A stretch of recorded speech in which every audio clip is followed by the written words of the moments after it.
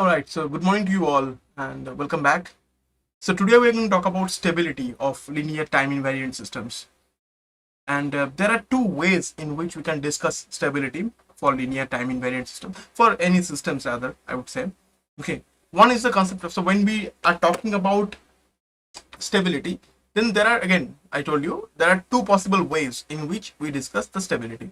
Okay, so in one way, we discuss the stability of a condition in a system. Okay, so that kind of consideration or that kind of understanding is known as asymptotic stability of a system.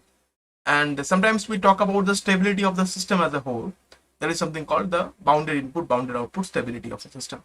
Okay, so of course asymptotic stability is not a part of your syllabus, but I am going to discuss that in very brief, and then we are going to actually explain what BIBO stability is, and then what we are going to actually develop a few basic understandings about that regarding linear time invariant systems. But to mention what asymptotic stability is, asymptotic stability describes the stability of equilibrium points in a system. Okay, equilibrium points in a system. So to give you a very basic idea, imagine this is a fixed point, and about this fixed point a pendulum is hanging. Or maybe imagine this is a fixed joint, and this is the revolute joint. So through this joint this can actually revolve, and this is a pendulum hanging from that particular joint. Okay, so this can oscillate around this joint, and it can have any possible angle. Oh, so whatever, so imagine this is the resting position, and with respect to the resting position it can have whatever angle you want. So essentially it can traverse with any possible angle theta. So it is measured in this direction. So it can have any possible angle theta, imagine like that. Okay, so of course, say gravity is working in this direction. This is the direction in which gravity is working. Acceleration due to gravity is working, and you know that in the presence of any dissipative medium like air, something that dissipates energy, so if you make it oscillate, so it will keep on oscillating, and then the oscillation will gradually slow down, and eventually it will come to a halt. Eventually it will come to a stop, and it will stop in this condition, in this position, right? So it will be the heavy end of the pendulum would be pointing downwards. So that will be the stopping condition, right? So if you leave the pendulum hanging for a moment, then hanging for long enough, then it will actually stop its motion. So this kind of condition is called an equilibrium condition, or an equilibrium position, or an equilibrium state. Okay, so an equilibrium state is a state where all the derivatives of the motion vector are zero, essentially. So you see that it is not accelerating, it is not decelerating, anything like that. So all the motion has now become has now stopped. Okay, so all the derivatives of the motion describing functions have now become zero. So just to give you a very basic idea, the pendulum can be described using this. So if the displacement along this is, for example, x, then the pendulum's motion can be described using this differential equation: some factor times say some factors times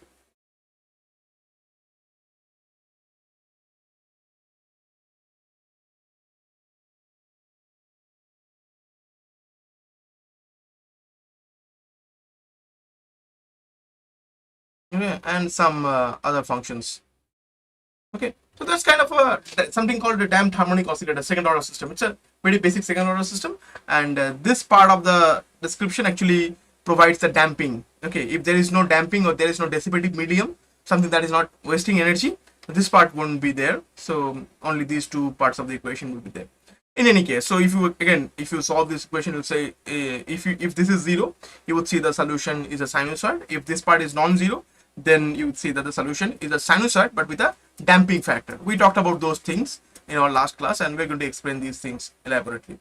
So what happens is that in the equilibrium state, or in the equilibrium condition, what happens is that these terms, like all the derivative terms, they become zero. Okay, they become zero. And very importantly, we are talking about a differential equation that kind of looks like this.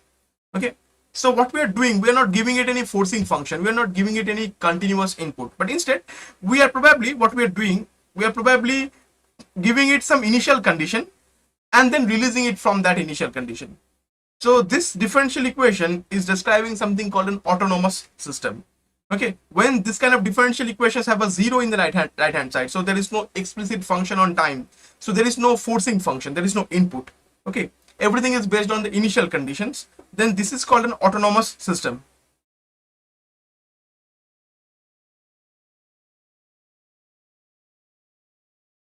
Okay, a system that only acts upon the initial conditions and has no defined input for all the time. So essentially, just like a pendulum, you just take it, move it a bit, and release it. So it will keep on oscillating. So whatever the initial condition was, based on that, it will react. It will give you the output.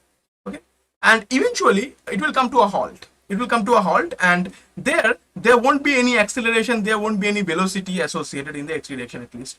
So in the equilibrium condition, what happens is that all the derivative terms associated with the motion of that particle, okay, or anything that describes the dynamics, it becomes zero. Okay, so in equilibrium condition, the dynamics of a system become zero. There are no dynamics. It is static now. Okay, so as I was talking about the pendulum, there are two possible. In fact, there are two possible equilibrium conditions. There is actually another equilibrium condition which can be shown to have zero dynamics, just like this. The upright condition. So if the pendulum is at 0 degree or at an angle 0, then it is an equilibrium condition. Or if the pendulum is at 180 degree, just like upright, it's also an equilibrium condition. Okay, imagine there are no disturbances whatsoever. Even there are no disturbances, then actually this can actually stand upright, right, without any issue. Just like I was, so in our laboratory classes, we are talking about a cart that would be holding up inverted pendulum on it, and the cart will actively be working to actually keep that pendulum inverted like that.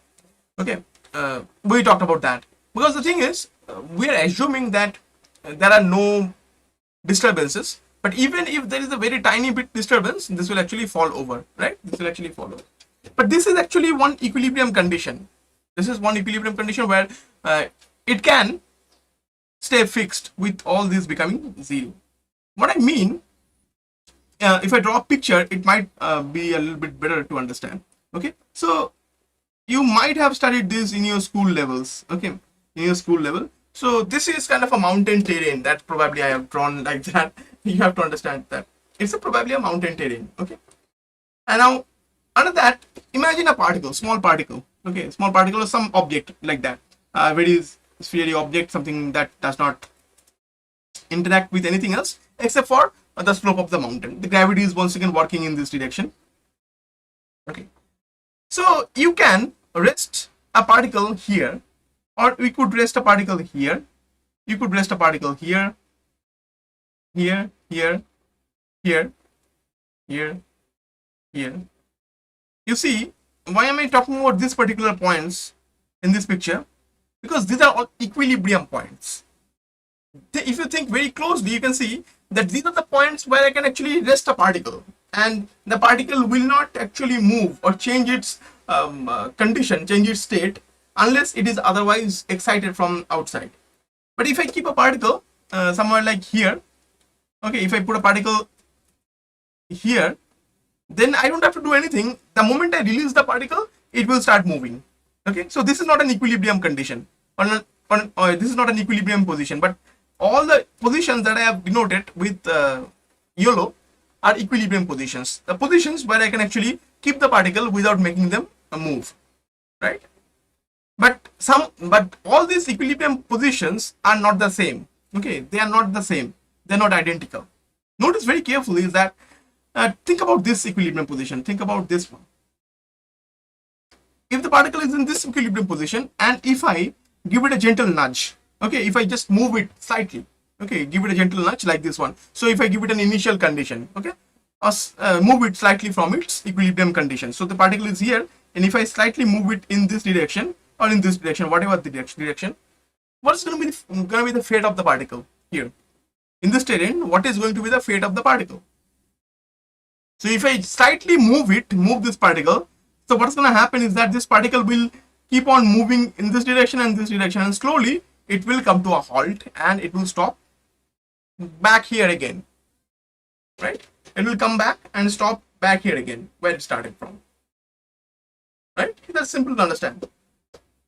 But the same does not happen for this equilibrium point. Say we have this equilibrium point, imagine, and if I give it a small nudge, gentle nudge here, okay, in either direction, in this direction or in this direction, what's going to happen? It will not come back to this equilibrium condition, equilibrium position without external effort. Okay, if I give it a gentle nudge, it will actually fall over. It will not come back to this equilibrium condition. Okay. So with that understanding, I am drawing the equilibrium points with different colors to denote whether or not the equilibrium point themselves have a tendency of bringing the particle back into it. Okay. So the equilibrium points that I have denoted with the blue, do not try to, so these are all equilibrium points. So equilibrium points, once again, are points where I can keep a particle at rest. Okay. So all the dynamics are zero. Okay. So if I keep a particle here, that's not an equilibrium point, because the moment I release the particle, it will move. But at all these points, I can keep a particle, presumably. But if I nudge any of these particles, they would behave differently. These green ones are located in such equilibrium points where if I give them a gentle nudge, they will come back to the actual equilibrium point where they started from. Okay. But all the points where I have denoted the particle with blue, if I give them a gentle nudge, they will actually move along. They will not come back to these equilibrium points. That's how we have two possible kinds of equilibrium points. One are stable equilibrium points, the other are unstable equilibrium points. So these equilibrium points, denoted with green, are stable equilibrium points.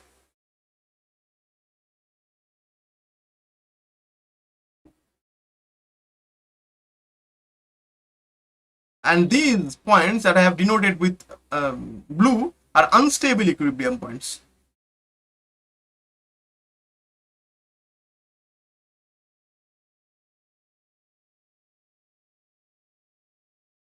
Okay.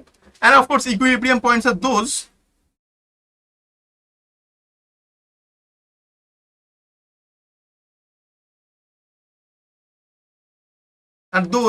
under which all the derivatives are essentially zero.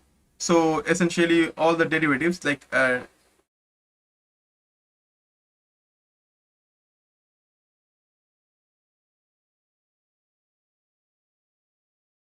all the derivatives are actually zero. So there are no dynamics. That is, there are no dynamics. Zero dynamics. Okay. So you understand this, right? So we talk about the stability of equilibrium points, and when we talk about the stability of equilibrium points, we are actually talking about conditions, a state, the stability of a particular state, stability of a particular condition. So this kind of understanding is dealt with something called the concept of asymptotic stability. Okay. So when we have nonlinear systems, especially when we have nonlinear systems, when we have time varying systems, when we have time varying nonlinear systems, we cannot, in general, we cannot talk about the stability of the system. Okay. We can only talk about the stability of a particular equilibrium point, or rather a stability of a particular state in which the system currently is. For example, take this pendulum. Okay, it's a nonlinear system predominantly, and we cannot talk about the stability of this. We can only talk about the stability of its equilibrium condition, equilibrium position. Okay, or the equilibrium points. So there are two possible equilibrium points where it can actually stay in rest, this position and this position. Okay, but this position is an unstable equilibrium point and this position is a stable equilibrium point. Okay, so this is an unstable equilibrium point and this is a stable equilibrium point. Okay, this is a stable equilibrium point because, so for example, under this condition, if the pendulum is in this condition, if you give it a gentle nudge, it will actually tend to come back to this condition once again. So stable equilibrium points kind of allows it to come back, okay, given enough time. Okay, but this one, look at this one, if you give it a gentle nudge, if it is holding like that, okay, if you give it a gentle nudge, then what happens is that it is not going to come back to this position without your explicit effort in this. Okay. Okay, yes, this figure actually explains asymptotic stability. And of course, no. Actually, this figure does not talk about asymptotic stability. This figure only shows you the stability of equilibrium points. asymptotic stability describes whether or not an equilibrium point is stable. Okay, rather asymptotic stability, let me just write it down. The concept of asymptotic stability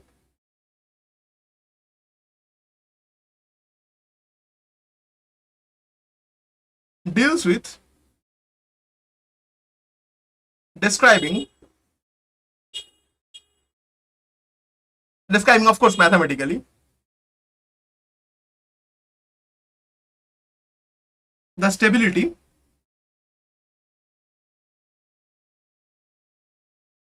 of equilibrium points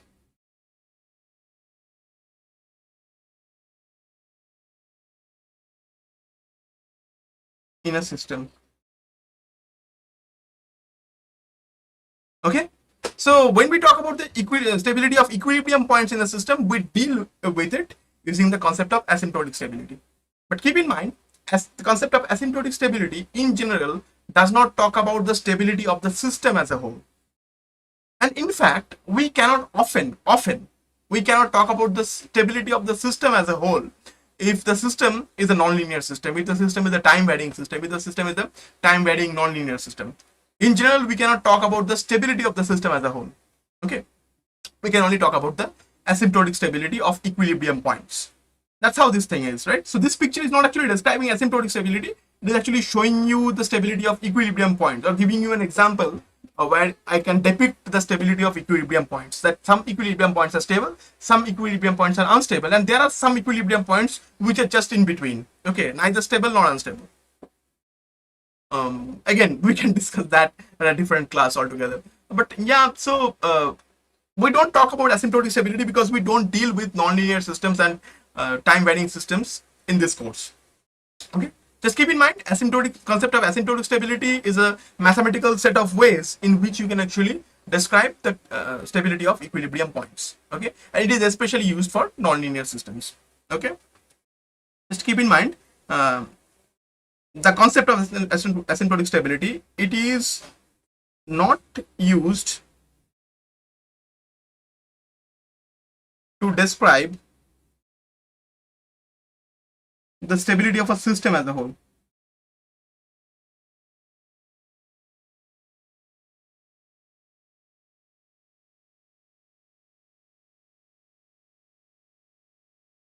Okay. Okay, what is asymptotic? Yeah, the term asymptotic, someone is asking what is asymptotic. The term asymptotic means that if you the term asymptotic means if you give it enough time, then all the changes will actually die down. All the changes will actually die down. Okay, that is actually the concept of asymptotic stability. So I'm saying that this particle is at rest in here. Okay, so I would say this equilibrium, so this is an equilibrium point. Okay, because if you keep it at rest here without any external perturbation, so this term is called perturbation. Okay, so without any external perturbation, if you keep it here, then it will stay here. So that's an equilibrium point. But if you now give it some external perturbation, so if you somehow move it, give it a gentle nudge. Okay, so this is called perturbation.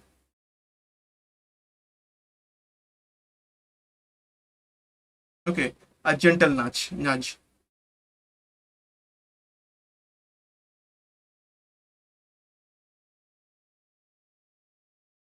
If you just move it slightly. Okay, so if you give it a little perturbation here, then the perturbation will actually die down eventually, and it will come to a halt once again. It will come back to the equilibrium condition once again. So if that happens, then we call the equilibrium point to be asymptotically stable. Okay, that equilibrium point to be asymptotically stable. I'm not going to go to the details of the mathematical details of this because you don't need to know this right now. Okay, just keep in mind there is something called asymptotic stability that describes the stability of equilibrium points, and this is called asymptotic because we have to give it enough time. The idea is that given enough time, all the perturbations will die down. Okay, given enough time, all the perturbations will die down, and if that happens, then we say that the equilibrium point is asymptotically stable. Okay, so given enough time, all the perturbations will actually die down. So that is the idea. Or if I just want to describe this mathematically, it is described mathematically using a norm of a certain vector quantity. Okay, so if it is,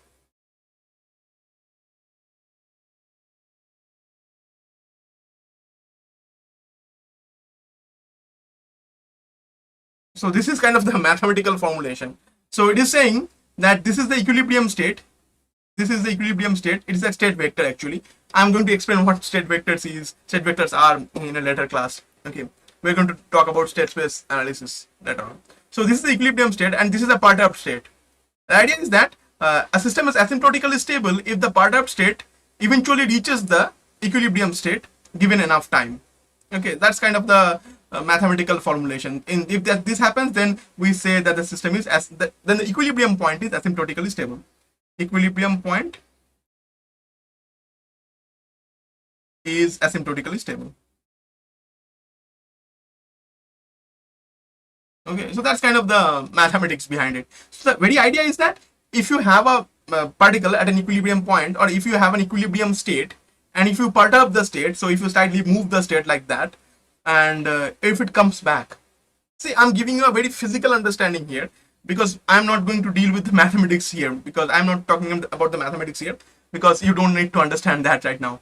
Okay, so the point being, if you have a particle here down in the valley here, and if you give it a certain nudge, small nudge, it will come back to this. That will indicate that this condition, or that rather this equilibrium condition, is a stable equilibrium condition. Okay, this equilibrium condition is a stable equilibrium condition, and as such there are no external forces that are trying to make it move to another equilibrium condition or move away from this equilibrium condition. So that's called a stable equilibrium condition or stable equilibrium point.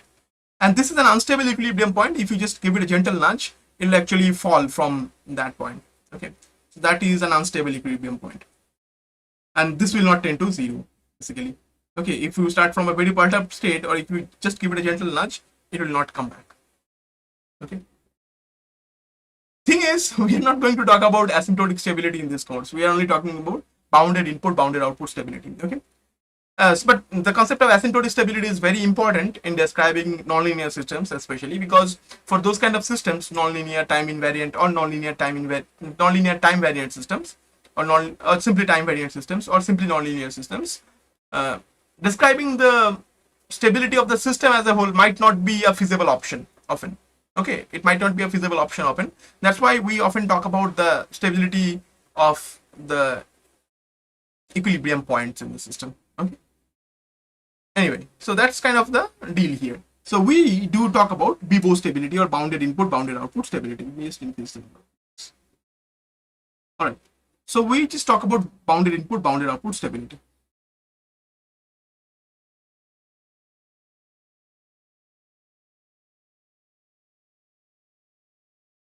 Any confusion?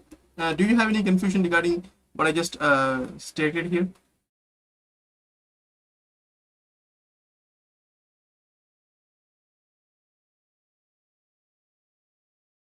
Yes, absolutely. That's a good point. You have raised a very good point. Unless we give it a gentle nudge, nothing changes. And yes, that's true.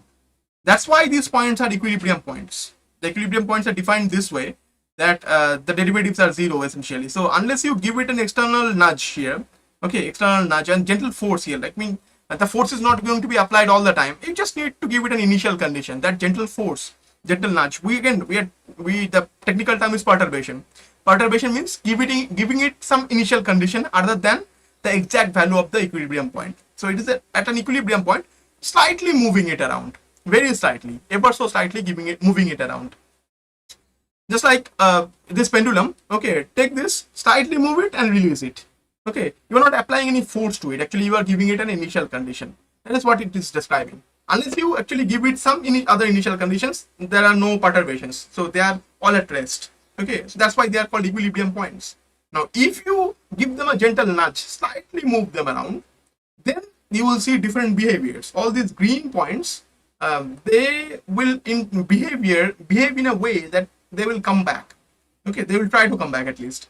Okay, and all these points denoted with blue, they will not try to come back at all.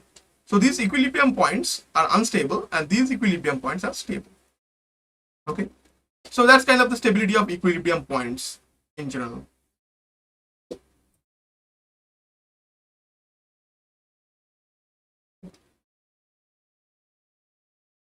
So let's talk about bounded input, bounded output stability, or BIBO stability. So BIBO stability in general talks about the stability of the whole system. Okay, so talks about the stability of the whole system. Let me just define it in a proper concrete manner. Of course, I know I defined it in your signals and systems classes. Now we are going to have an elaborate discussion on that. Okay, right now. So so again, this is applicable for linear and time invariant systems, because the way we are going to describe this would be applicable for linear and time invariant systems. We talk about the stability of the whole system, a system as a whole. Okay, whether the system itself is stable. Okay, let's try to understand the difference. For this, for example, since this pendulum is a nonlinear system, okay, we cannot talk about the stability of the pendulum. Okay, we can only talk about the stability of the condition in which it is currently in. Okay, we can only talk about the stability of the condition in which it is currently in. Okay, so is it currently like that, hanging like that? Then yes, that's a stable condition. And if it is hanging upright somehow, that's an unstable condition. So we can only talk about the stability of the condition for those kind of systems. But for linear time invariant systems, we can actually talk about the stability of the system as a whole.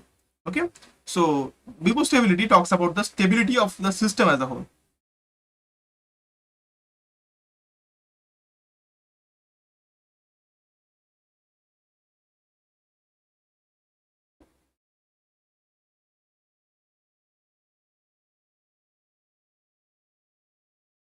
Okay, so the definition, very textbook definition, is that if a system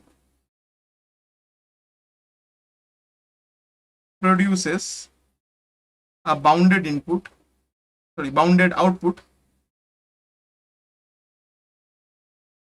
for every possible.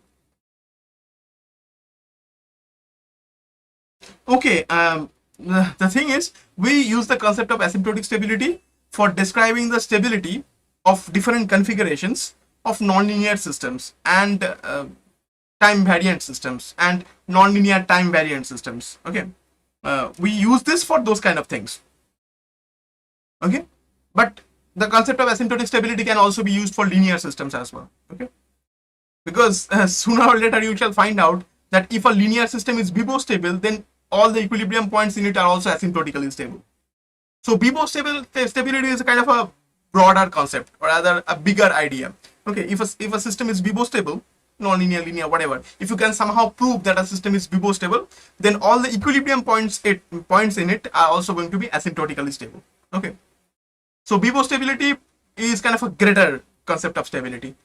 But the problem is that the concept of BIBO stability, you cannot prove BIBO stability for many systems, and sometimes there are systems for which you cannot even talk about the concept of BIBO stability.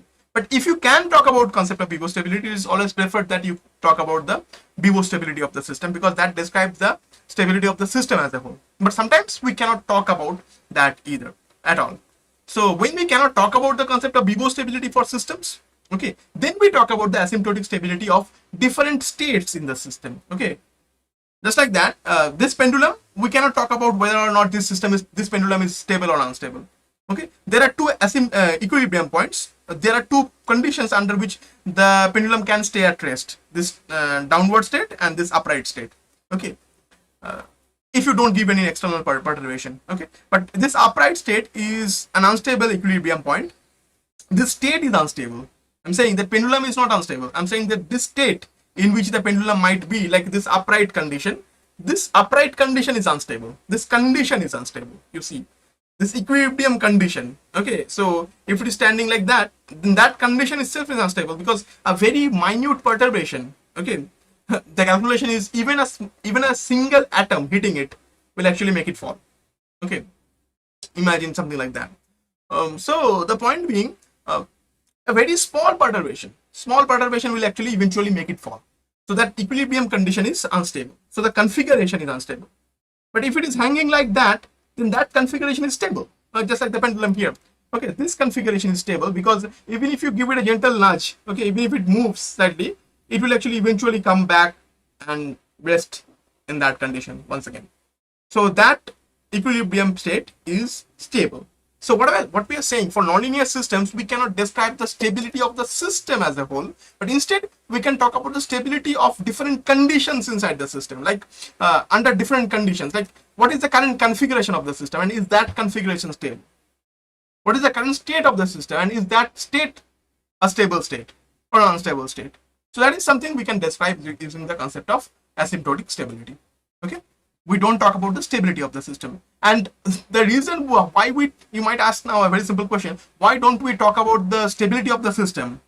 Why even deal with asymptotic stability? The very concept is that there are many situations we cannot talk about the stability of the system. We cannot talk about the stability of the system, and under those conditions, or under those scenarios, we have to talk about the stability of the systems under different configuration.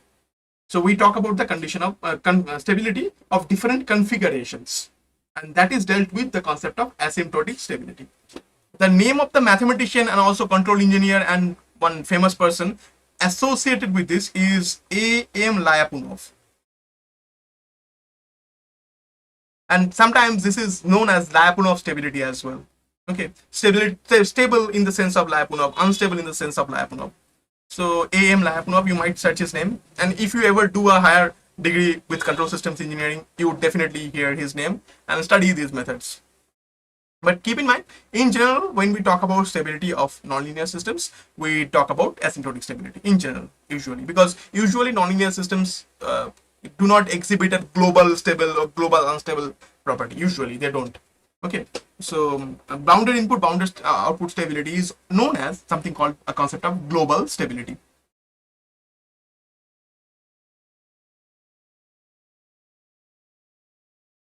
Okay, so if I say a system is stable in the BIBO sense, in the bounded output, bounded input, bounded output sense, so then you won't be able to find out a particular scenario under which the system is unstable, or rather the system cannot be at any given time, the system cannot be at a particular state which is an unstable state. Okay, so that cannot happen. So BIBO stability is considered to be the concept of global stability, and asymptotic stability in general is considered to be the concept of local stability.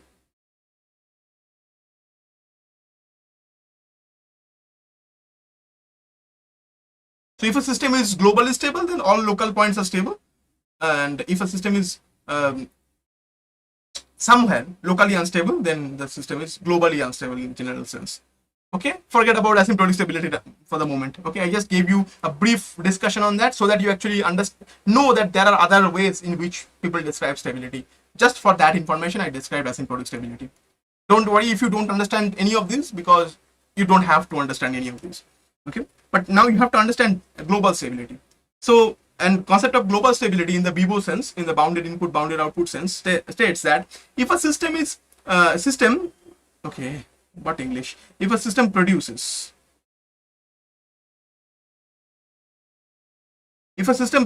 a bounded output for every possible bounded input,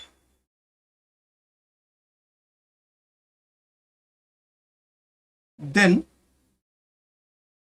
it is called a BIBO stable system.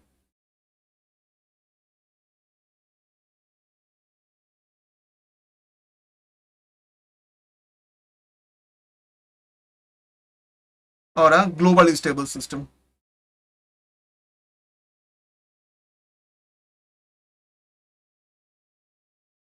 Now, of course, this concept can be applied for nonlinear systems if you can. Okay, if it can be, so sometimes it can be applied for nonlinear systems, but usually it cannot be applied for nonlinear systems, unfortunately. But for linear time invariant systems, this actually simplifies how we look at systems a lot. Okay, so the very understanding is that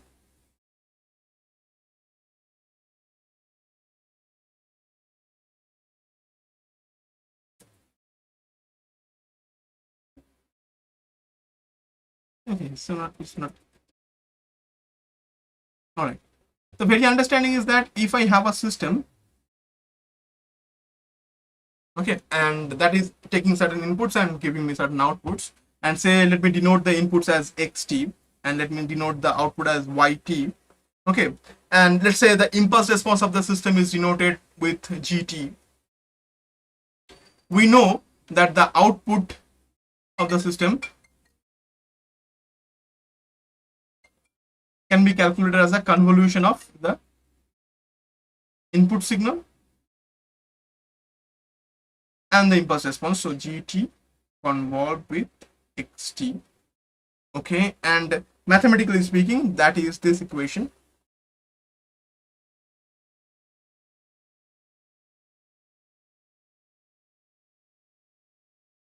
Right, you know this already. So that's how we actually calculate the output of a linear time invariant system. So this is a very special case, linear time invariant system. And in fact, we are going to talk about, so in our course, we do talk about the Bibo stability of LTI systems. Okay, so we are going to actually boil this down to LTI systems only, the concept of Bibo stability, and let's see how simple that actually becomes. Now, there is a very big problem while describing the stability. I am going to explain this in a very slow and steady fashion, try to understand what I mean. Okay, there are a few English terms here that are very confusing, to say the least. Okay, so the English term here that says every possible. You understand what it means to have that every possible? Okay, it says a system is considered to be Bibo stable if for every possible bounded input, the output is also bounded. Okay, so for every possible bounded input, if the output is also bounded, then the system is Bibo stable. Now, how do you even check with every possible bounded input? How do you even generate every possible input? Okay, do you understand what I'm saying? Okay, so using this kind of definition, it is very easy to prove that a system is unstable. Okay, using this kind of definition, it is very easy to prove that the system is unstable, because if you can find out even a single possible input for which the input is bounded but the output is unbounded, straight away by the definition the system is no longer Bibo stable. Okay, because for Bibo stability you have to prove, or rather to prove Bibo stability, you have to prove that for every possible bounded input, okay, the output is going to be bounded. So you can find out any bounded input and the output is going to be bounded for that system. If that is true, then the system is stable. But how on earth can you find out every possible signal? It is not possible to find out every possible signal, right? That's why proving that a system is stable in this fashion is difficult, quite difficult, okay, unless you have a mathematical understanding of how it works. Okay, but proving a system to be unstable is actually easy, because in order to prove that a system is Bibo unstable in the global sense, okay, unstable in the sense of bounded input, bounded output, all you need to do, you need to find out an example of a bounded input for which the output is unbounded. So even if there is a single bounded input for which the output is unbounded, the system becomes unstable by definition. The system is considered to be unstable by definition. Even if for every other possible bounded signals, the output is bounded. Even if so, even if for millions of bounded possible bounded inputs, the output is bounded. Even after that, if you can still find out one bounded input for which the output is unbounded for a system, then the system is classified as a Bibo unstable system. Okay, so it is very actually easy to prove instability rather than proving stability of a system. Okay, I believe you understand what I meant here. Okay, so it is actually easy to prove instability instead of proving stability. Okay, so that definition, this kind of definition actually helps you proving instability. So again, so now here we are trying to get a hold on that and try to figure out how we can prove stability and instability all at the same time using some mathematical technique that is easier than actually looking for all possible signals. Okay, to do that, we limit ourselves only to linear time invariant systems. Keep this in mind that we shall only be talking about linear time invariant systems. Okay, here in this course at least, for the most part, unless otherwise stated. Okay, linear time invariant systems, and for linear time invariant systems, this is the output of a system. So if I know the impulse response, so GT is the impulse response obviously. So if I know the impulse response, then I know the output, right, for any given input, because I can do a convolution. So this is the impulse response.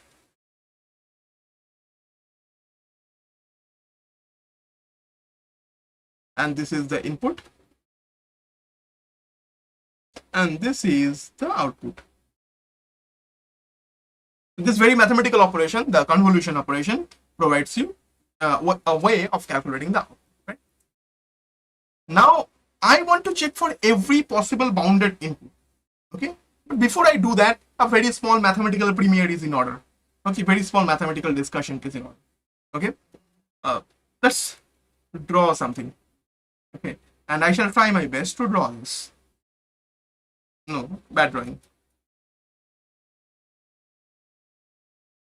Not as bad.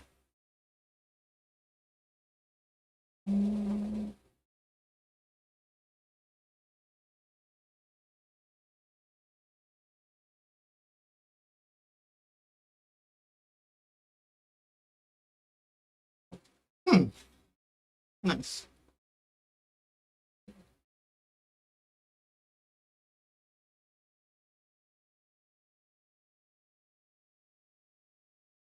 Just hold on for a second.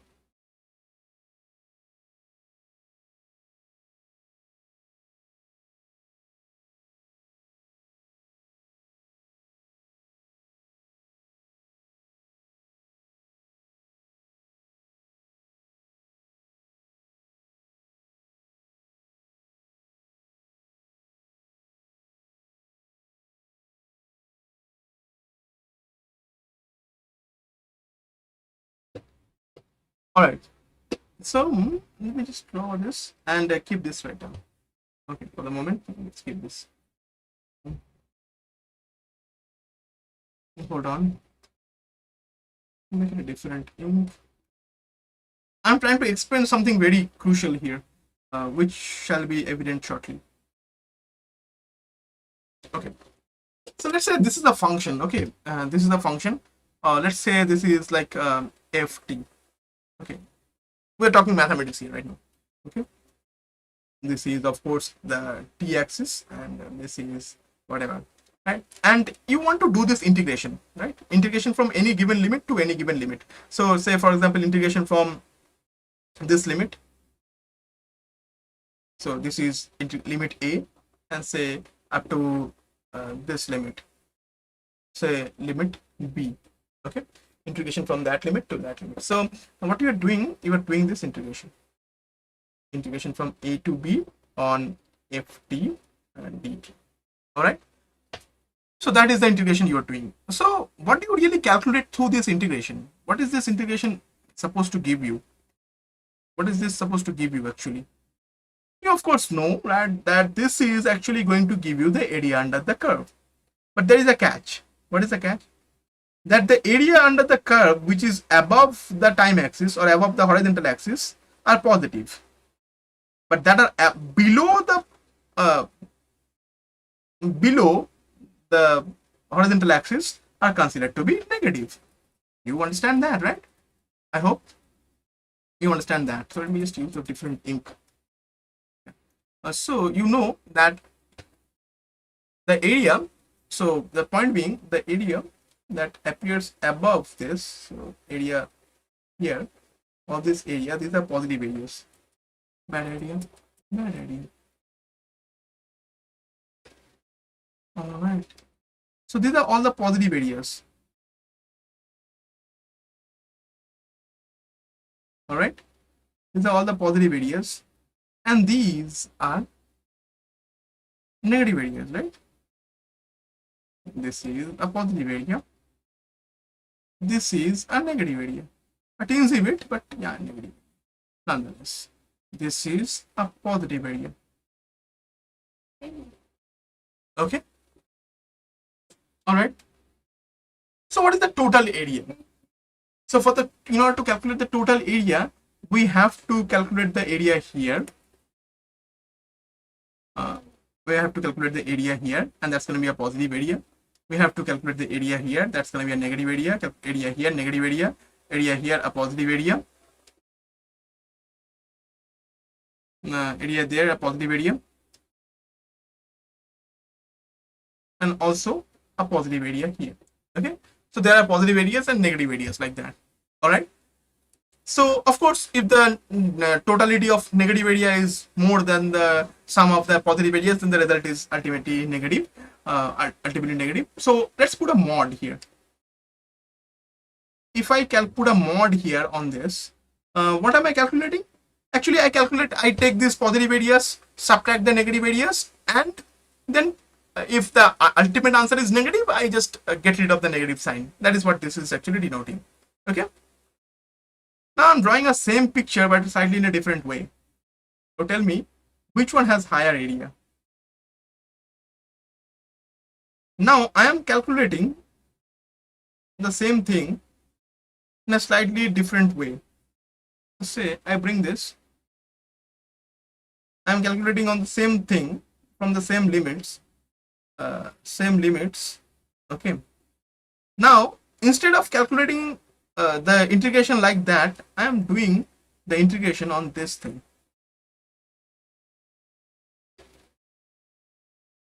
Say I am integrating from a to b, but on mod fx, not fx, ft, I mean. Okay. So this is the limit a and this is the limit b. Okay. Now I am integrating on mod ft. So if I'm integrating on mod ft, what am I doing? I'm actually reflecting all the negative parts. So if I draw the mod function here, okay, it's actually gonna look like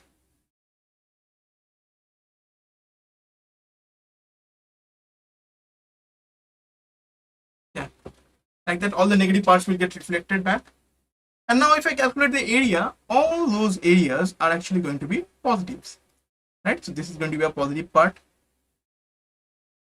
and whatever was negative before now has become a positive part. So this was positive already, this has now become positive, and this was positive already. Tell me which one of these areas will be, which one of these results will give you a higher value? Okay, so which one of these will give you a higher value? My question is, if ft is any arbitrary function, then tell me which one of these is a larger quantity, this one or the first one or the second one? My question is this, mod of this integration from a to b on ft and dt, is this large or is this large? A to b integration on mod ft dt, which one is this is large? Obviously the second one, right? In the second one, all the negative areas will become positive areas, and thus the second one is always large. There is a similarity condition, so where there is a possible example where the signal or the function is always above the axis or always below the axis. It's always positive or always negative. Under that condition, yes, the area is entirely the same, not in the opposite direction. Under that case, that area will be the same in both the scenarios, but in general the second one is larger. So in general the second one is larger, but in some cases they can be equal when the function or the signal is entirely above the real axis or entirely below the real axis. So there are no cancelling of areas, right? So under those scenarios they will be equal. Other than that, this is going to be smaller than this. Okay, this is a very important inequality that we are going to use. Anyway, do you have any confusion regarding the inequality?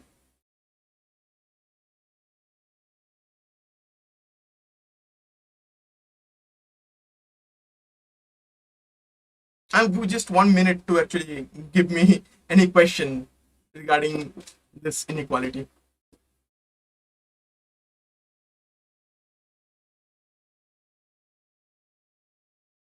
All right. As I was saying, that we were talking about the stability of a system. Okay, so when we are talking about the stability of the system, we say that, okay, in order to prove Bibo stability, we have to check with every possible bounded input. So inputs are x, denoted with x. Okay, x is any random input, and if it is bounded, then it has to be, so if it is bounded, then the mod of this signal has to be below a certain quantity, right? So when I say this signal is bounded, which means the modulus of that signal. So essentially means, let me just give you this idea. Let me just draw it once again. So say this is the signal, okay, and this is the signal, and this signal is bounded, okay, this signal is bounded.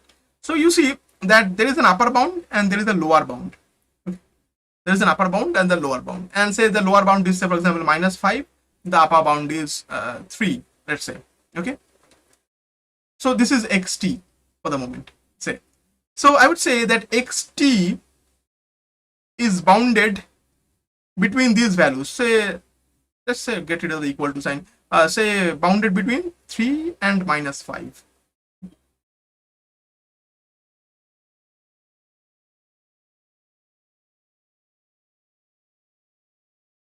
Oh, the reflection process, yeah, it does not have any specific name.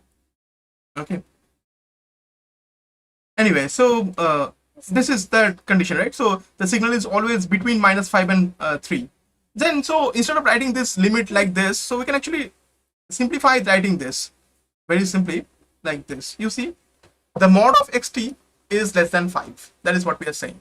Instead of saying xt is less than 5, less than equal to, sorry, -5 is less than equal to xt less than equal to 3, we can actually take a mod, and if I take a mod, then what happens? This, so something like that, something like that happens. Hold on.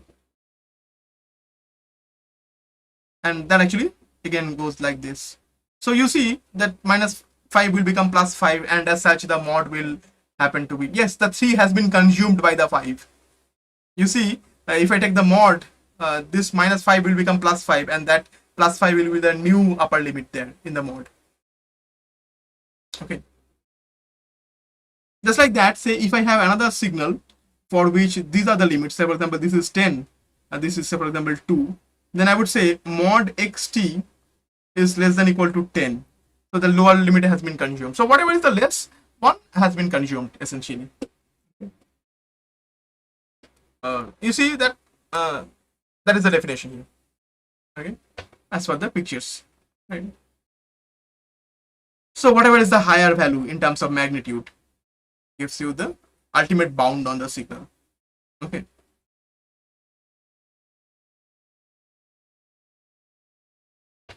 So if xt is bounded, then we can say actually xt has a bound, okay, and xt is a bound, which means xt is always smaller than a finite quantity, and let's call that finite quantity.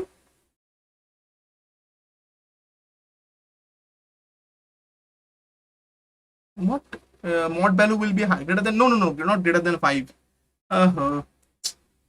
Let's say let's try to understand very simply. Let's say I have a quantity which is like this.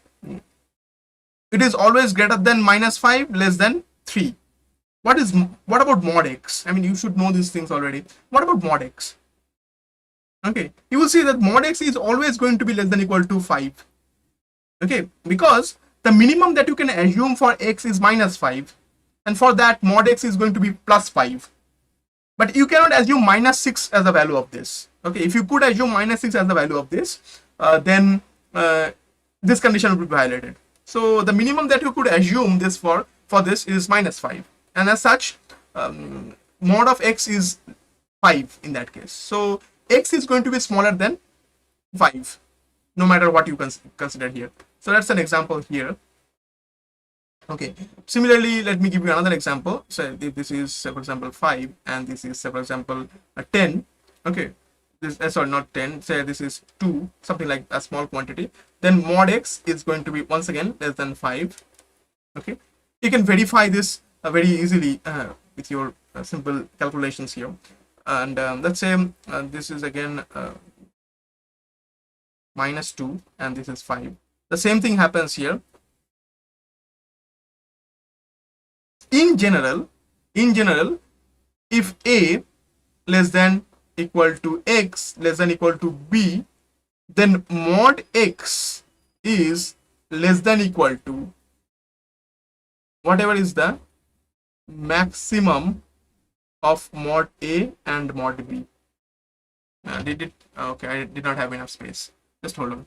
So mathematically speaking, this is what what happens. If a less than equal to x less than equal to b, then mod x, this implies mod x is less than equal to whatever is the maximum between mod a and mod b. Okay, that's the mathematical definition here.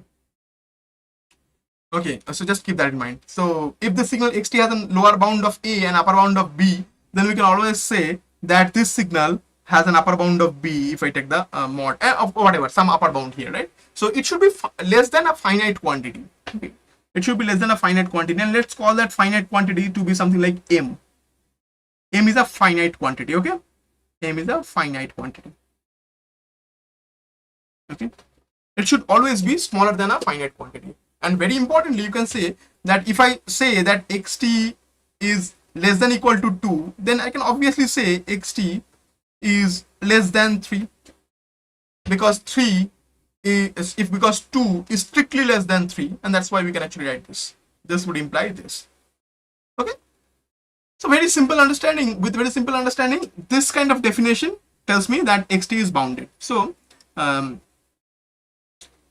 if the input is bounded,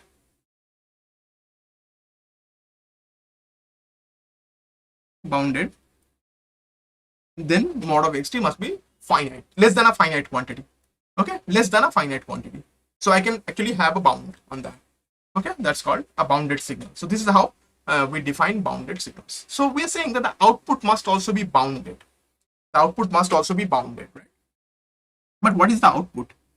The output yt is this integration, the convolution integral, g tau x t minus tau d tau. Of course, x t minus tau, it is just a shifted and shifted version, right? Shifted and reversed version, reflected version. So if xt is bounded, then xt minus tau is also going to be bounded, right? So there is no objection in that. Okay, so this is the output, right? Sorry.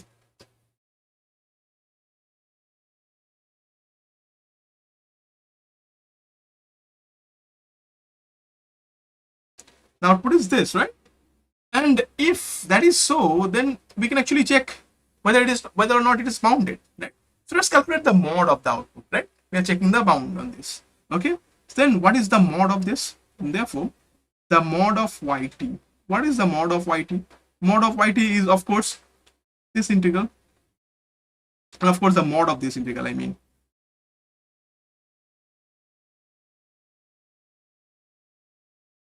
I want to see whether that's bounded, right? Okay, that's fine. But there is now one important thing we need to understand here. That this is just like ft. Imagine this is something like ft. Then, of course, we can say that this integration, let me just say, but this integration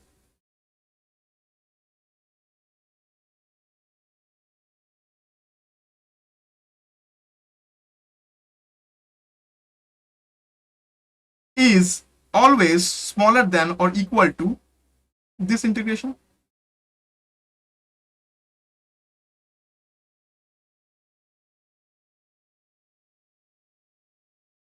Sorry, here. Right? Just like the previous one. Okay, just like we proved moments ago that this is going to be smaller than or equal to this, right? So just brought the mod sign inside. It was outside, that has been brought inside. Okay, that's fine. So now you look very carefully that this is equal to this. This is equal to this, and this is less than equal to this. So in other terms, this is less than equal to this. Okay, so therefore we can now say that mod of yt is less than equal to this quantity, because mod of yt is equal to this quantity. Okay, but this quantity is less than equal to this quantity. That's why it's a mod of yt is less than equal to this quantity. Oh, I brought two less than equal to symbols. All right, that is not a problem. Okay, now keep that. Now let's keep that for the moment, and let's now see that what about this one. Now what about this one, this very thing that we brought here.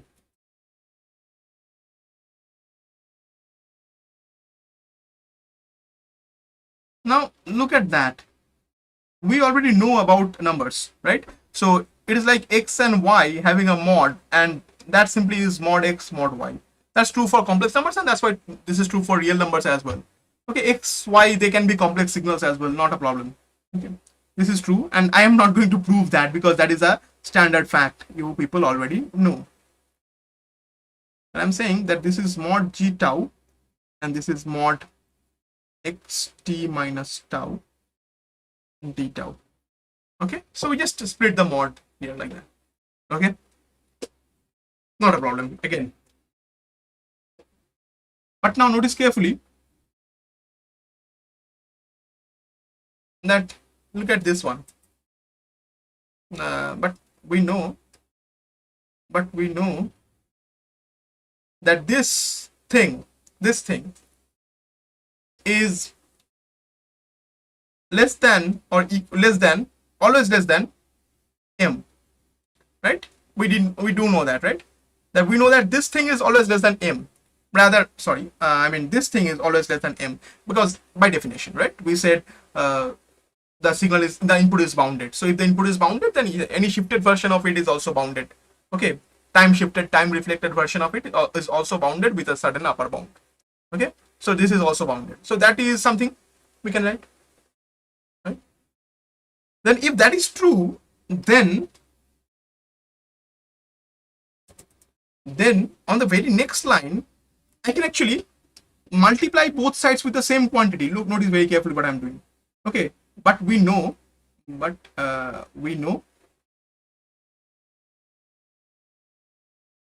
this. Therefore, it implies that we can actually multiply both sides with the same quantity, and since this is a positive quantity, the equality symbol does not change. Nothing happens to the inequality, right? So since this is a positive quantity, like if you have something like 5, say x less than y, then I can always write 5x less than 5y. Okay, because I am multiplying a positive quantity. So with an inequality, I can multiply both sides with a positive quantity. The inequality does not change. But if I multiply it with a negative quantity, inequality would reverse in the direction. But since mod gt is always a positive quantity, I can multiply both sides with mod gt. Not a problem. Any problem there? I don't think there is any problem, right? So I can multiply both sides with mod gt. If I do that, then this inequality still holds. And if this inequality still holds, I can actually do integration on this, because this entirety of is a positive quantity, right? I can then do an integration on this and sum up all possible inequalities like that there. And similarly, I would do an integration on this, okay, and sum up all possible, sorry, not gt, I mean g tau.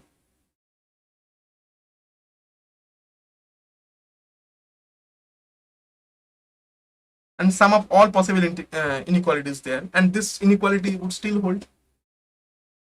Okay, you see this? Understand this?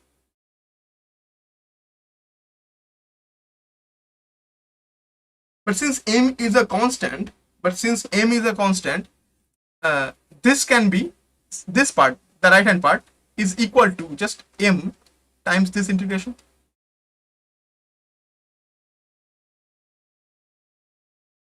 So far what we have just written, we have seen that this is equal to this, but this quantity is this, but this quantity is less than this. Okay, so this quantity is equal to this, but this quantity is less than this quantity. But what is this quantity? This quantity itself is greater than this quantity. See, mod yt is already less than this quantity. Okay, mod yt is already less than or equal to this quantity, but this quantity is definitely less than this quantity. So we can say, therefore, mod yt, which is less than this quantity, okay, so this is greater than or equal to mod yt, okay, but this quantity is even greater than this quantity. So all in all, mod yt will be definitely smaller than this quantity.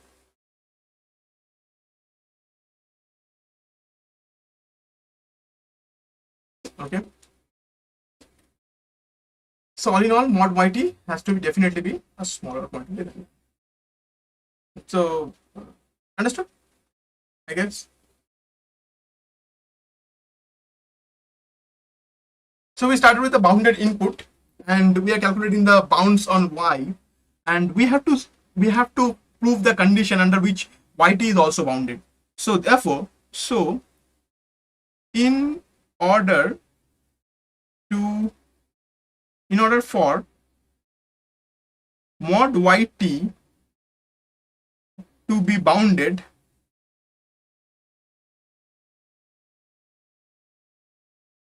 you see, this has to be bounded, right? This has to be bounded. So this quantity altogether has to be a finite quantity. This has to be a finite quantity, right? Just like the very definition. Yeah, g tau, I'm sorry. Okay. All right. So yeah. So this has to be a very finite quantity, right? M times integration from negative infinity to infinity mod g tau d tau has to be finite.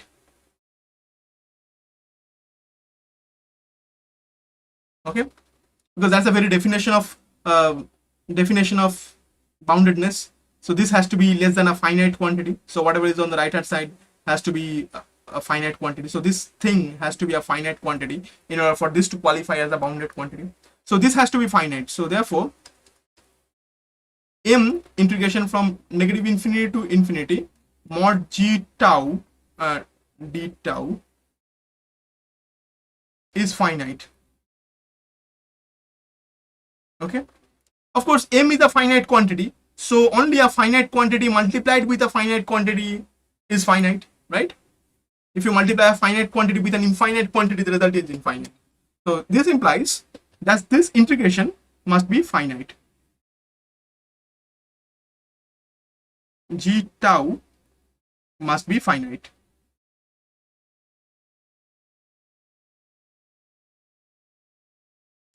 So what does it mean? Anyway, this integration, since it's a definite integral, once again, just like a definite integral, and tau is just like a dummy variable, right? So whatever is the result, so just hold on for a second.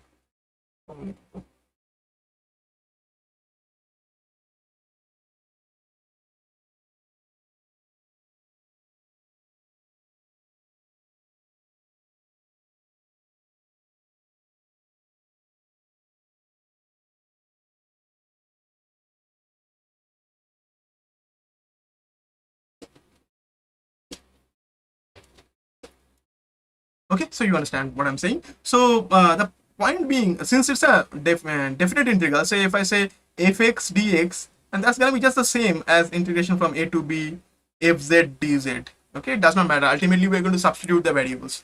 So if this integration has to be finite, then obviously writing tau or writing t or writing any other variable name here does not matter really. Okay, it's just a trivial substitution.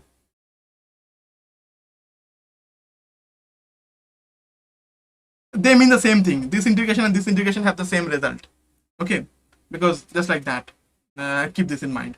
Okay, this is just a trivial substitution. So now what does this mean? That this integration must be finite, so there is a mod. Okay, this integration must be finite. That indicates that this integration must exist and it should be a finite quantity. You have heard about this sort of conditions before, which means we can actually explain this slightly better in a slightly better verbal way. That is, this integration, so the modulus of gt must be integrable and the result must be finite. So we call that absolute integrability of a signal. So therefore GT must be absolutely integrable.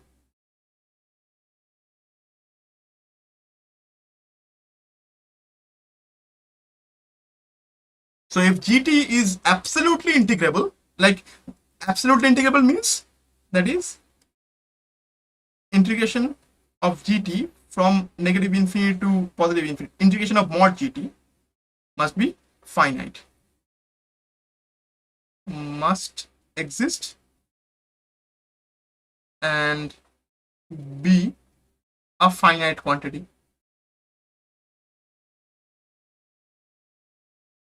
Okay, and this is the sufficient condition, necessary and sufficient condition for Bibo stability of an LTI system. Okay, therefore let me just write it down. Therefore a Bibo let's write down an LTI system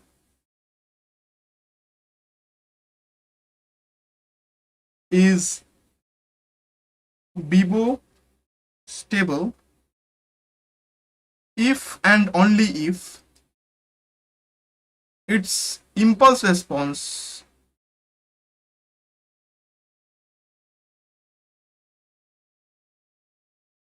is absolutely integrable.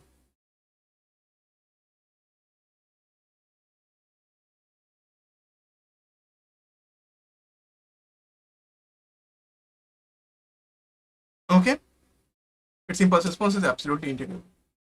So with that very definition, let's solve a few problems. We just calculated that the absolute impulse response must be absolutely integrable. So let's solve a few problems and let's see whether the system is stable in this particular example or not. Okay, let's see a few examples. Let's say example, a system has the transfer function 2 by s minus 3. Question is the system Bibo stable? Sometimes in many books you would see that it just says stable. Of course, in the context, it's just talking about Bibo stability. Okay. So what would be the approach in this kind of scenarios? So a system has this transfer function. Okay, described with this transfer function. The moment we are talking about transfer functions, we are definitely talking about linear time invariant systems. So we are in the proper domain of discussion here.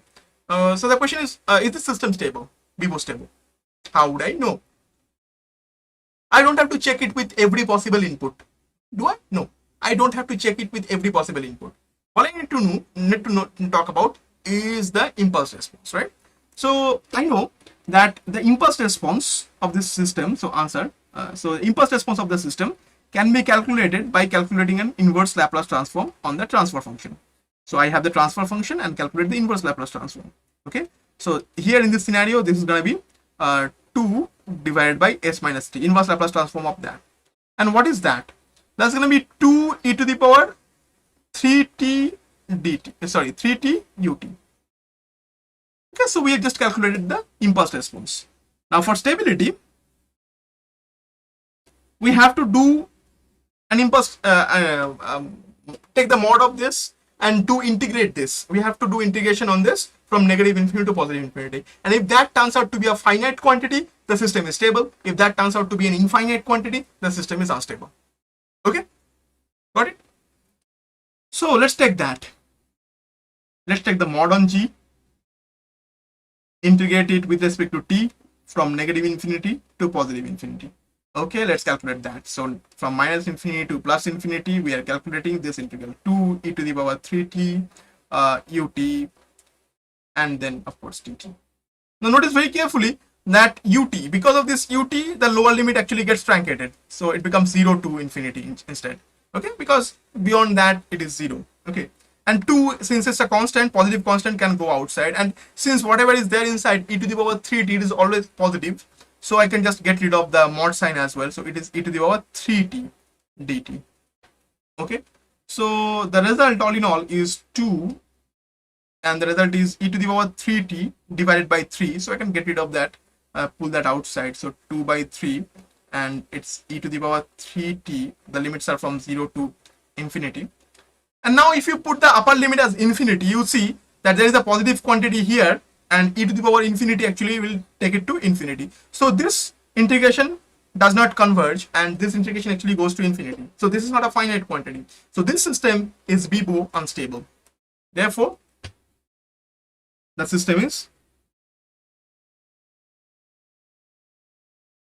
unstable. Okay. Therefore, the system is unstable. Okay.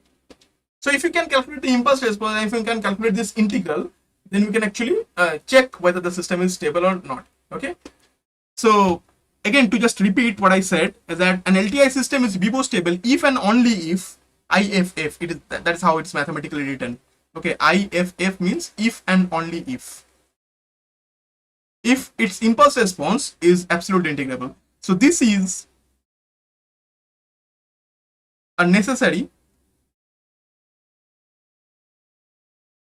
and sufficient condition.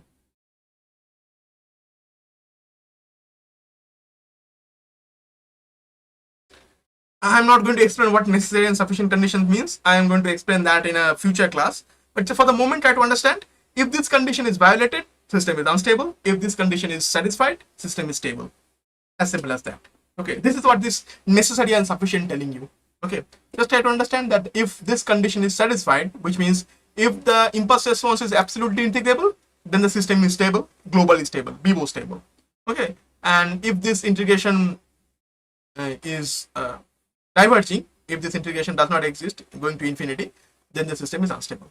Keep in mind, all this discussion we have made only works on linear time invariant systems. Okay, I believe you understood what I said throughout this class, but we are going to elaborate on this stability concept of stability in a future class as well. I mean, in the next class, and we are going to have the next class tomorrow. Okay, instead of our laboratory class, which already took place on Monday. Tomorrow we are going to have a theoretical class. Okay, and there we're going to end up completing the discussion on stability. Okay, so here let's take another example, and please ask any questions that you might have. We are pretty much at the end of the class. Okay, so the same thing, but the transfer function would be different here in this one.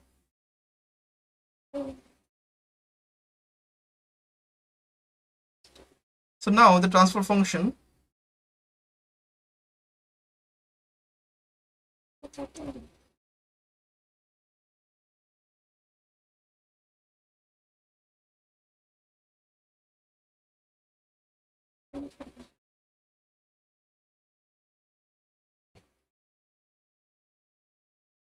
yeah. So now, if that is the question, how do you have to proceed with this? Can anybody tell me how to proceed with this? Of course, on the very next day, I'm going to teach you a better way of dealing with this kind of things. By looking at the system, you should be able to tell whether a system is Bibo stable or not. Okay, that is something we're going to talk about in tomorrow's class. But nonetheless, let's check the stability of this system through the inverse Laplace transform here. Okay, so we have to calculate the inverse Laplace transform. So essentially, we have to calculate the impulse response. So what is GT? Yeah, so GT would be the inverse Laplace transform of 2s plus 3 divided by s plus 2 times s plus 5. Okay, so of course I have to do a partial fraction expansion, whatever here, and then we have to think about how we can actually get hold of that. So let me just try doing that in my mind. I don't know how successful I'm gonna be with this, but I'm trying my best. Okay, so that's gonna be something divided by s plus 2 and something divided by s plus 5. So if I add them,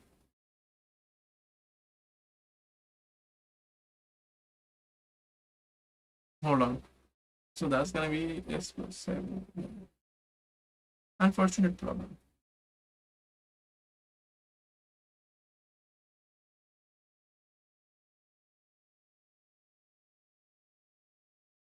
Okay, you know what?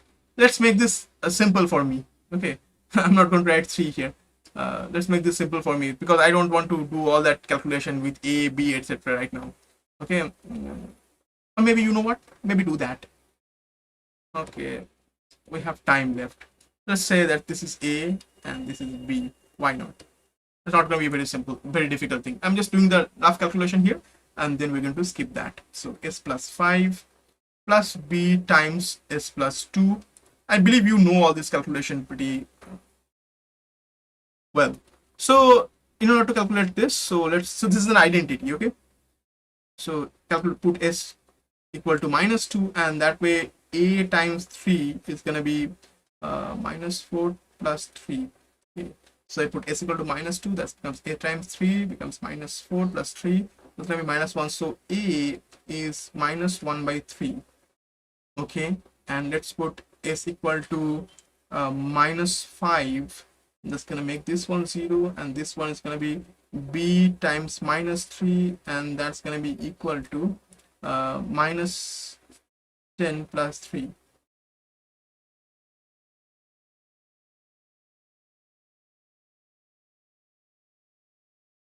All right, and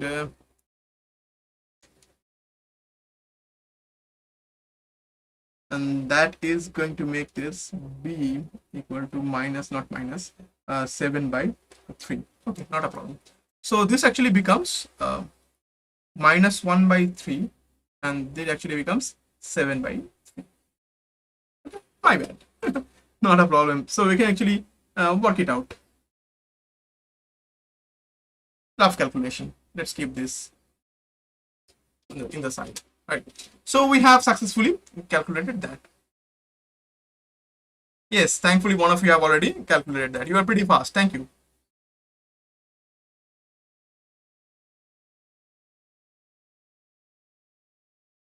Okay.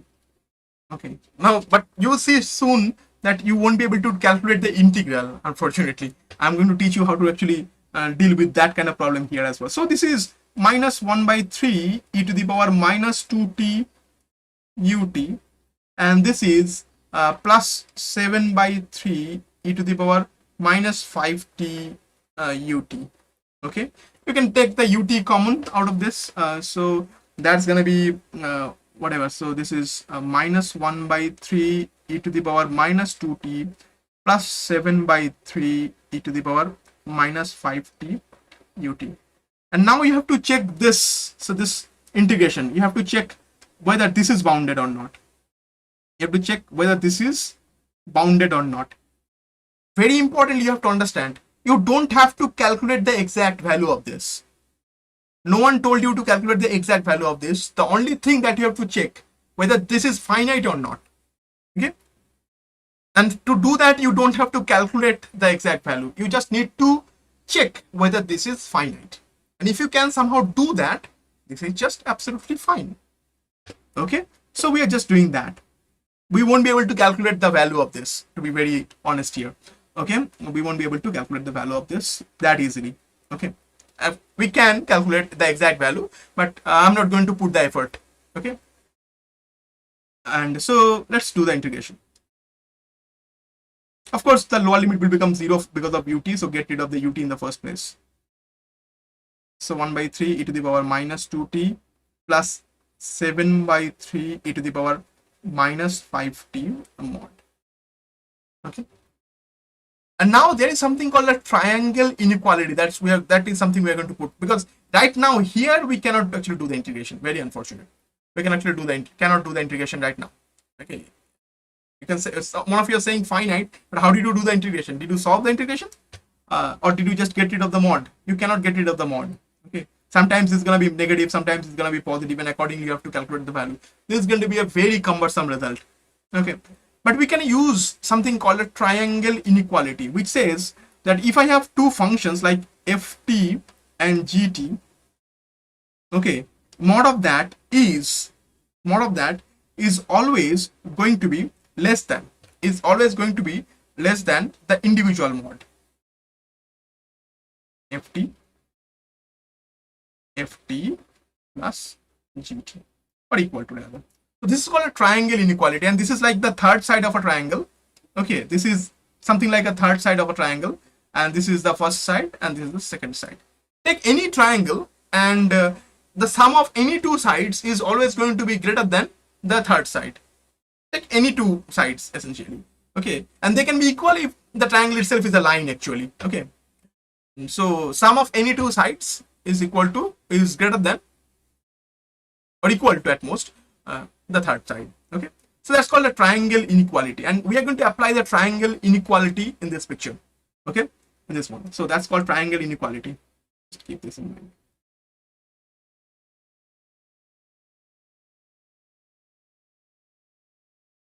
Okay.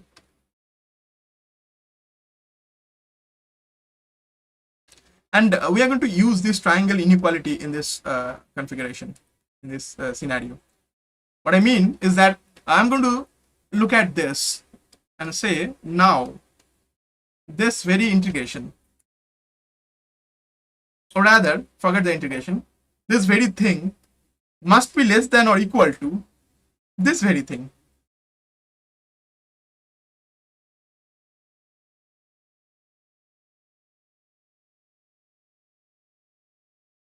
Okay, so when you're doing mathematics, you have to do it rigorously. And of course, since that is true, this is triangle inequality. Okay, from triangle inequality, of course, and therefore, if I just take this,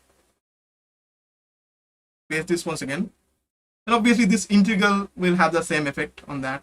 So 0 to infinity, because all of them are positive quantities. Individual integrals, 0 to infinity.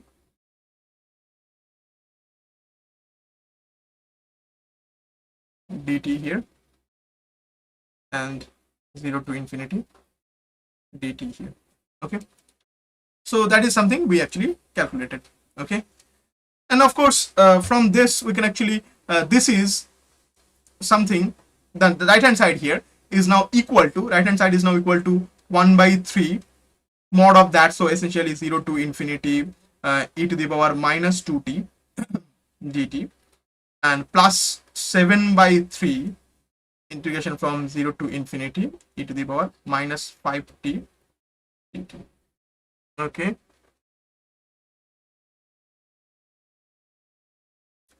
okay, you understood the inequality statement, but how did you relate? Okay, that's a good question. This type of inequalities are known as triangle inequalities, in the sense that they kind of have the same form. Okay, I'm going to just have a brief discussion after we end this discussion. Okay, after we end this. Okay, so just keep in mind, just calculate this. So if we integrate this, that's going to be 1 by 3, and half will come out. So that half will come out, and essentially that's going to be 1 by 6, and this is going to be plus 7 by 15. Okay, whatever that is. So LCM is 30, and 5 plus 14, so that's going to be 19 by 30, whatever that calculation is. So all in all, what I have just figured out is that this integral is less than equal to 19 by 30. This integral is less than equal to 19 by 30.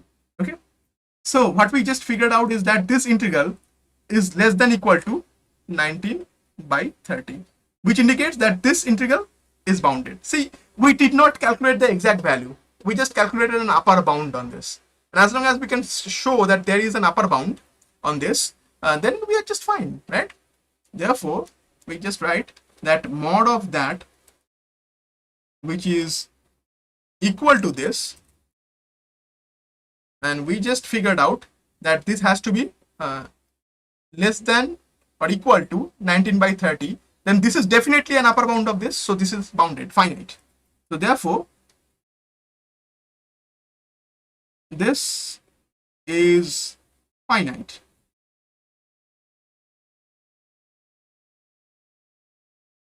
And thus the system is stable.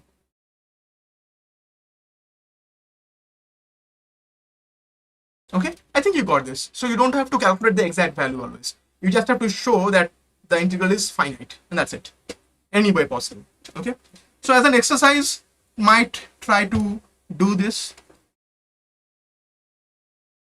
Okay, rather let me just copy the problem, and I would strongly suggest that you actually try to check the stability of this system.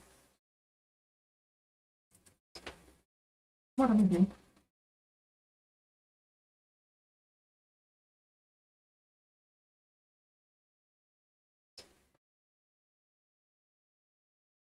That's going to be your exercise, and it's just use different thing. Okay, and the system now would be a very simple one, in fact.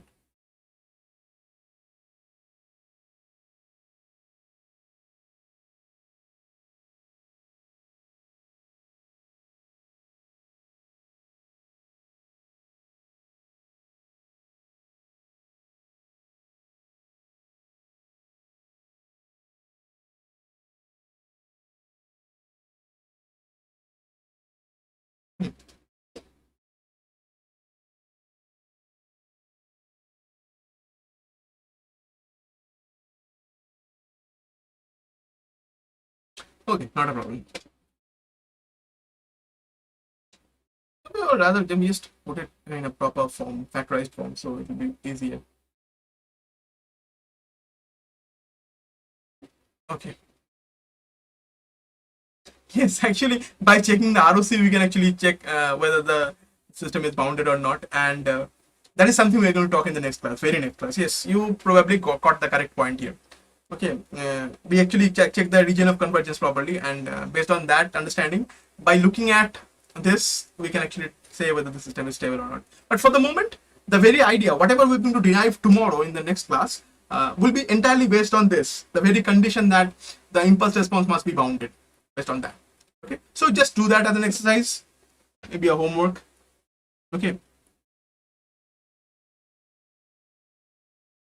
Again, if it is bounded, you don't have to show an exact value. You just have to show that this is bounded any way possible.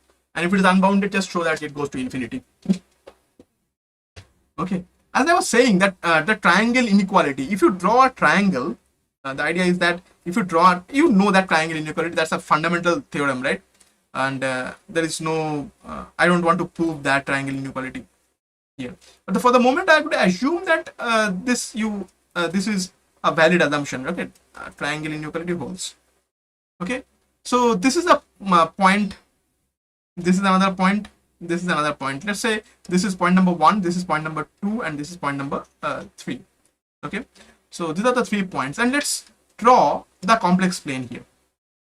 Let's draw the complex plane here. Why am I drawing the complex plane instead of something else? Because it will make our lives slightly easier than the other case here. Okay, let's put the complex plane here. So the thing is, let's define this point number 1 and point number 2 as vectors or complex numbers. Okay, so if you have, so point number 1 has a coordinate x1, y1. If point number 2 has a coordinate x2, y2, x2, y2, then you can actually describe these two as vectors or complex numbers properly. Okay, vectors or complex numbers. So you know that, right? So this point can be described as a z1, and this point can be described as z2. Okay, z2 as such. Okay, and you probably know this already, that if I want to describe this length, that will be just a subtraction of this two, right? Subtraction of that. So that way we can actually, and this length, you can actually verify this. This can be calculated like that. So if the lengths are defined like that, okay, then the third side can be actually shown to be something like that. So that's how this thing can be described. And because of that very reason, we write it this way. So that's the third side, and this is going to be equal to the individual sides. There are other much more elegant ways of proving this, actually. Much more elegant ways of proving this, but in any case, that's the triangle inequality. The third side is less than equal to the two other sides. Okay. Then it can be said that then it can be actually extended to not just points but functions themselves. Okay, it can be extended to functions themselves, and that's why the name still sticks. Okay, even if I replace them, sorry, Z1, Z2, even if I replace them with functions like f and g, okay, since it has the same form, as that. That's why the name is, okay, the name is based on the form. Okay, it looks like the triangle inequality for points, and that's why it is like that. Okay, and this Z1, Z2 can be any number, any real number, complex number. This can be complex functions, whatever. So triangle inequality holds true as long as you are dealing with Euclidean geometry. Okay, one is asking, okay, that's very.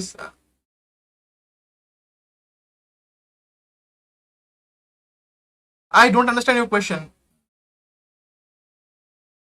No, there is no Pythagoras theorem associated with this. This is so fundamental. Of course, the book was written by Euclid, and no, there is no Pythagoras theorem here.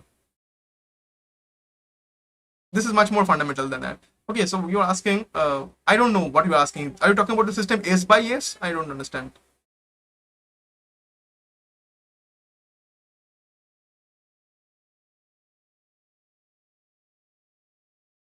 Okay, are you talking about the system S by S? Because I don't understand the last question you asked.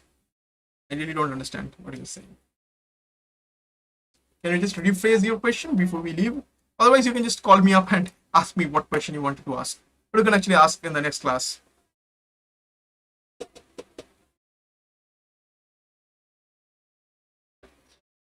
Okay, you're talking about the homework, right? I mean, is the system stable or unstable? Yes, please check it yourself. I am not going to tell you. No, I'm not going to tell you whether this system is stable or not. Yes, you have to check it yourself. That's why it's a homework. And if you cannot do it today, you will be definitely able to do this tomorrow. Even if I don't solve it before you. Because I'm going to teach you a technique, or rather exactly derive a technique from whatever we have done today. See, in this class, I'm not going to tell you ad hoc things like assume this, assume that. No. Okay, but instead, I'm going to show you how the concept of stability is. Okay, you were saying don't delete this. Okay, let's keep it. Not a problem. Okay, I haven't saved the file itself. So control systems. Hold up.